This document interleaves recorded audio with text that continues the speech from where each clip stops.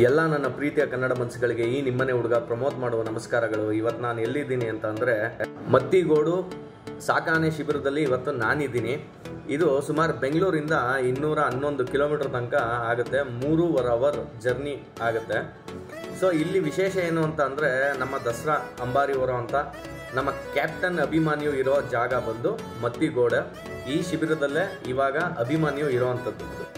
ಅಭಿಮನ್ಯು ನಾವು ನೋಡಲೇಬೇಕು ಅನ್ನೋ ಒಂದು ಆಸೆಯಿಂದ ನಾವು ಇಲ್ಲಿಗೆ ಬಂದು, ಇದು ವಿಸಿಟಿಂಗ್ ಇರಲಿಲ್ಲ, ಈಗ ವಿಸಿಟಿಂಗ್ ಸ್ಟಾರ್ಟ್ ಮಾಡಿದ್ದಾರೆ. ಬೆಳಗ್ಗೆ 9ರಿಂದ 10:30, 4ರಿಂದ 5:30.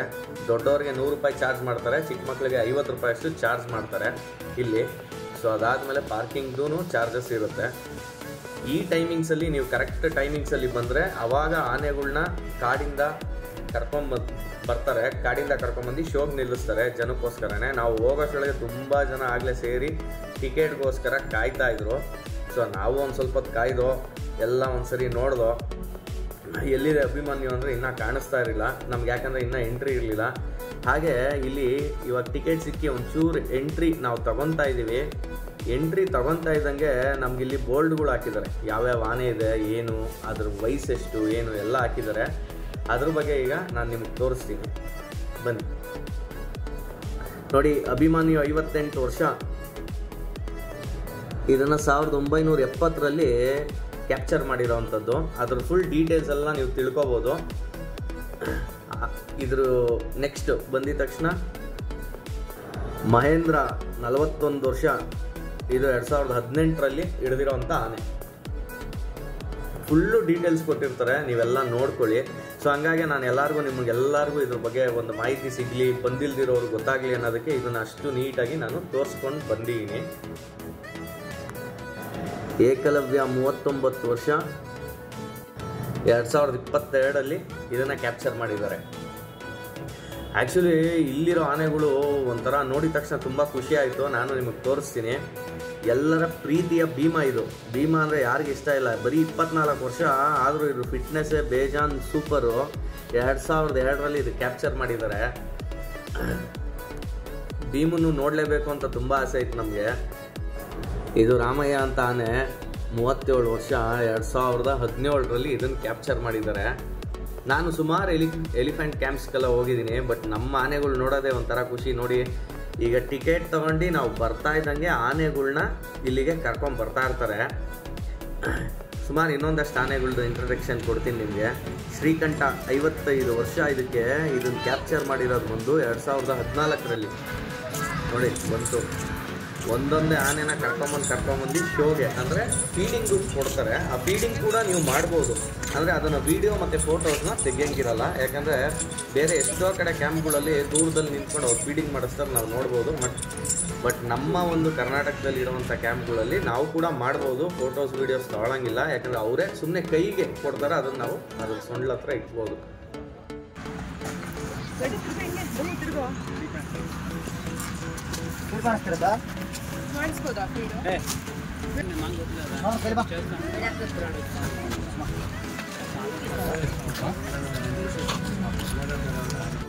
ಏನ್ ಹೆಸರಣ್ಣ ಇದು? ಅಭಿ.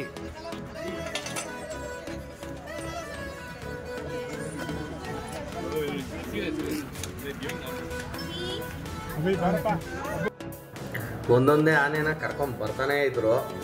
ಆ್ಯಕ್ಚುಲಿ ನಾವು ಅಭಿಮನ್ಯುಗೆ ಮತ್ತು ಭೀಮನ್ಗೆ ತುಂಬ ವೆಯ್ಟ್ ಮಾಡ್ತಾ ಇದ್ದೋ. 2 ಆನೆನೂ ನಾವು ನೋಡಲೇಬೇಕು ಅಂತ. ಅಭಿಮನ್ಯುನ ನಾನು ಮುಂದೆ ತೋರಿಸ್ತೀನಿ ಈಗ, ಎಲ್ಲಿ ನಿಂತಿದ್ದಾನೆ, ಏನು ಮಾಡ್ತಾ ಇದ್ದಾನೆ ಅಂತ. ನೋಡಿ, ಎಲ್ಲ ಕರ್ಕೊಂಬಂದು ಜನಗಳೆಲ್ಲ ನಿಂತ್ಕೊಂಡಿದ್ದಾರೆ. ಇಲ್ಲೆಲ್ಲ ಫೀಡಿಂಗ್ ನಿಂತಿದೆ. ನೋಡಿ, ಈ ಆನೆಗೆ ಸ್ನಾನ ಮಾಡಿಸಿ ಏನು ಪಳ ಅಂತ ಇತ್ತು. ಆನೆ ಚೈನ್ ಹಾಕ್ಬಿಟ್ಟು ಕರ್ಕೊಂಡು ಹೋಗ್ಬೋದು. ಜನಗಳೆಲ್ಲ ಅಕ್ಕಪಕ್ಕದಲ್ಲಿ ಫೋಟೋಸು. ಯಾಕಂದರೆ ಇಷ್ಟು ಹತ್ರದಲ್ಲಿ ನಾವು ಯಾವುದೇ ಕ್ಯಾಂಪಲ್ಲಿ ಎಲ್ಲೂ ಕೂಡ ಬಿಡೋದಿಲ್ಲ. ಬಟ್ ಈಗ ತುಂಬ ಶೋಗೆ ನಿಲ್ಲಿಸ್ತಾ ಇರೋದ್ರಿಂದ ಎಲ್ಲ ಆನೆಗಳ್ನೂ ಕರ್ಕೊಂಬಂದು ಈ ಥರ ಲೈನಿಗೆ ಸುತ್ತ ನಿಲ್ಲಿಸ್ತಾರೆ. ಆ ಟೈಮಲ್ಲಿ ನಾವು ಒಂದು ಸ್ವಲ್ಪ ಆ ಕಡೆ ಇದ್ದಿದ್ದ ಕಾರಣದಿಂದ ನಾವು ತುಂಬ ಪಕ್ಕದಲ್ಲೇ ಬಂದು. ಇಲ್ಲಿ ನೋಡಿ, ಇದು ಚಾಮುಂಡೇಶ್ವರಿ ಅಂತ ಆನೆ ಹೆಸರು. ಅಲ್ಲಿ ಕ್ಯೂಟಾಗಿ ನಿಂತಿರೋ ಆನೆ ನಾನು ಮುಂದೆ ತೋರಿಸ್ತೀನಿ ನಿಮಗೆ.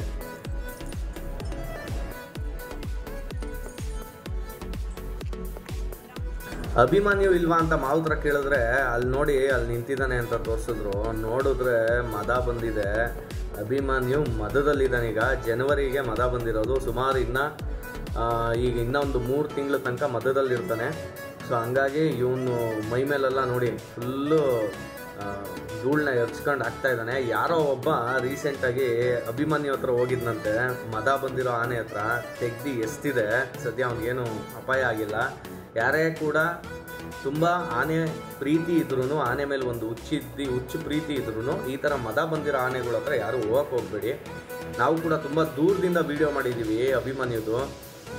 ಒಂಥರ ಕದರೇ ಬೇರೆ ಅದ್ರದ್ದು. ನಾನು ಸುಮಾರು ವೀಡಿಯೋ ನೋಡಿದ್ದೀನಿ, ತುಂಬ ಹತ್ತಿರದಿಂದ ಅಭಿಮನ್ಯು ನೋಡಿದ್ದೀನಿ. ಅದಕ್ಕೆ ಕ್ಯಾಪ್ಟನ್ ಅಭಿಮನ್ಯು ಅಂತ ಅಲ್ವಾ ಕರೆಯೋದು, ಅವನೇ ಕ್ಯಾಪ್ಟನ್ನು.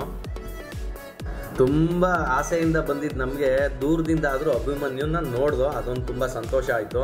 ಸರಿ, ಅಭಿಮನ್ಯು ಆದರೂ ದೂರದಿಂದ ನೋಡ್ದೋ, ಭೀಮನ್ನ ನಾವು ಹತ್ತಿರದಿಂದ ನೋಡಲೇಬೇಕು ಅಂತ ಸುಮಾರು 1 hour ತನಕ ಕಾಯ್ದೋ. ಯಾಕಂದರೆ ಭೀಮ ಬಂದಿದ್ದು ತುಂಬ ಲೇಟಾಗಿ ಕರ್ಕೊಂಡ್ಬಂದರು ಕ್ಯಾಂಪ್ಗೆ.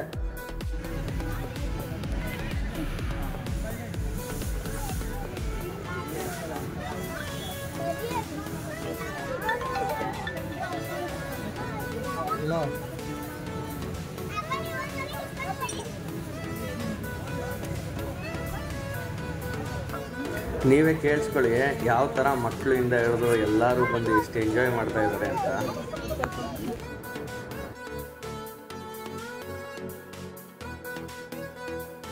ಇವನ ಹೆಸರು ಅಶೋಕ ಅಂತ. ತಲೆ ಮೇಲೆಲ್ಲ ಹುಲ್ಲು ಹಾಕೊಂಡು ಆಟ ಆಡ್ತಾವನೆ. ಆ ಕಡೆ ಪಕ್ಕದಲ್ಲಿ ನಿಂತಿರೋನು ಲವಕುಶ, ಅವನ ಹೆಸರು.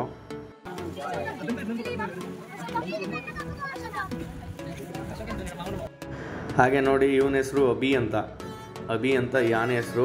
ಇವನು ಎಷ್ಟು ತುಂಬ ಹೈಟ್ ಇದ್ದಾನೆ. ಆ್ಯಕ್ಚುಲಾಗಿ ಇಷ್ಟೆಲ್ಲ ಆನೆಗಳನ್ನ ಕಂಪೇರ್ ಮಾಡೋದು ತುಂಬ ಹೈಟ್ ಇದ್ದಾನೆ. ಬಟ್ ಇನ್ನು ಭೀಮ ಬಂದಿರಲಿಲ್ಲ.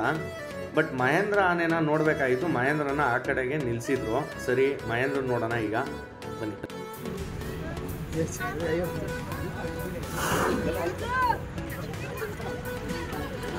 ಬನ್ನಿ ಮಹೇಂದ್ರ ಹತ್ರ ಹೋಗೋಣ ಅಂದಿದ ತಕ್ಷಣ ಇದು ನೋಡಿ, ಇದು ಚಾಮುಂಡೇಶ್ವರಿ ಅಂತ ಈ ಆನೆ ಹೆಸರು.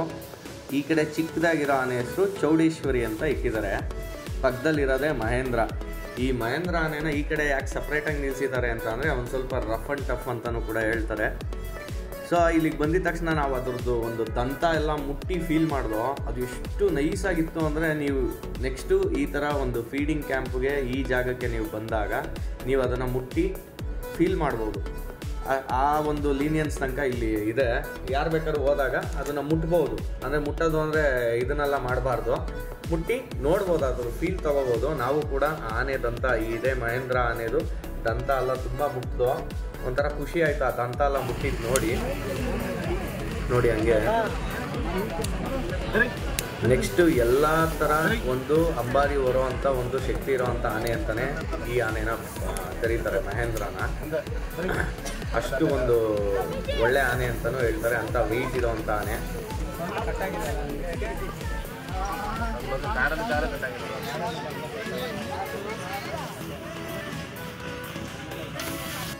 ಎಲ್ಲಿಗುರು ಇನ್ನು ಭೀಮ ಬಂದಿಲ್ಲ ಅಂದಿದ ತಕ್ಷಣ ಕಾಡಿಂದ ಎಂಟ್ರಿ ಕೊಟ್ಟ ಭೀಮ. ಆ ಕಡೆಗೆ ಕರ್ಕೊಂಡು ಹೋಗ್ತಾ ಇದ್ದಾರೆ. ಏನೋ ಅದಕ್ಕೇನೋ ಔಷಧಿನೋ ಏನೋ ಹಚ್ಚಕ್ಕೆ. ನಮ್ಮನ್ನ ಆ ಕಡೆ ಬರಬೇಡಿ ಅಂತ ಅಂದರು. ಯಾರು ವೀಡಿಯೋ ಮಾಡಬೇಡಿ, ಬರಬೇಡಿ ಅಂದರು. ನೋಡಿ ಅಲ್ಲಿ ಅಷ್ಟೊತ್ತಲ್ಲಿ ನಾವು ವೀಡಿಯೋ ಅವ್ರು ಇನ್ನೂ ಹೇಳೋಕ್ಕಿಂತ ಮುಂಚೆನೇ ವೀಡಿಯೋ ಸ್ಟಾರ್ಟ್ ಮಾಡಿಬಿಟ್ಟಿದ್ದು. ಅದೇನೋ ಕಲ್ಲು ಮೇಲೆ ಇಟ್ಟು ಅದೇನೋ ಸೊಪ್ಪನ್ನ ಅರ್ದಿ ಅದನ್ನೇನೋ ಹಚ್ತಾ ಇದ್ದಾರೆ ಅವರು. ನೋಡಿ ಹೇಳಿದ್ರು ಈ ಕಡೆ ಎಲ್ಲ ಯಾರು ಬರಕ್ಕೆ ಹೋಗ್ಬೇಡಿ ಅಂತ. ಸರಿ ಆಯಿತು ಅಂತ ನಾವು ಅವ್ರ ಮಾತಿಗೆ ಬೆಲೆ ಕೊಟ್ಟು ಈ ಕಡೆಗೆ ಬಂದ್ಬಿಟ್ಟು